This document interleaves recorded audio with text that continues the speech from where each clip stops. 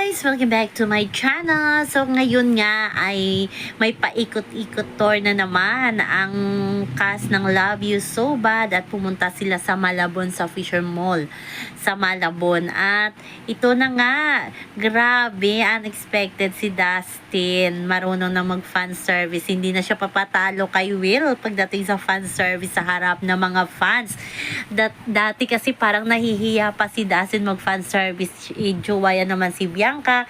Pero ngayon mag-team real muna si Dustin. Huwag munang mag-team real. Team real muna itong si Dustin. At grabe, busog na naman ang mga Dasbea fans sa mga ipinakitang kaswitan ni Bianca at ni Dustin sa kanilang paikot-ikot tour.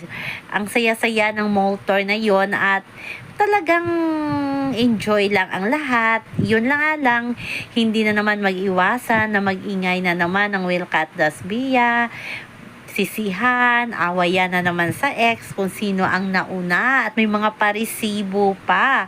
Pero yung kanilang mga idol ay magkakaibigan, masaya, nag-holding hands pa nga si Will at si Dustin sa harap nila So sana maging okay na din yung Dasbea at ang Wilca. Kasi lagi silang nagpapataasan, yung compare kung sino daw ang mas type ni Bianca, si Will ba o si Dustin. Harap-harapan naman na makikita natin ang katotohanan kung sino nga ba ang totoong jowa nitong si Bianca sa backstage nga. Talagang si Bianca talaga at si Dustin ang magkatabi, si Will ay malayong-malayo. Pero masaya tayo kasi magkakaibigan sila. Game na nga din itong si Will In IG story pa nga kanina ni Will ang Dasbea diba nakuna nung mag-greet sila sa kanilang personal assistant at ayun ni Bianca nag-greet nakita doon ang Dasbea. Yung mga fans lang naman ang nagkakagulo, nag-aaway-away, pero yung kanilang mga idol ay magkakaibigan.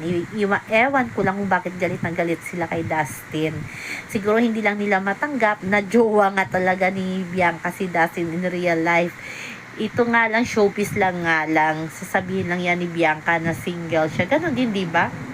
Dati hindi naman umamin si Kim kasi Gerald, si Catherine at si Daniel hindi nga umamin. 8 years bago umamin ang dalawa na mag-jowa na, si Loisa at si Ronnie. Diba?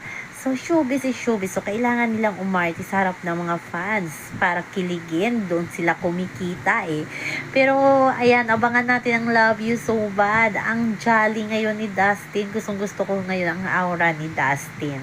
So, yun naman po guys ang ating update. Sa ngayon hanggang sa muli. Bye-bye. Also remember, wag po tayong magpa-stress. Please like, share, and subscribe my channel para ma-update kayo sa mga bagong upload.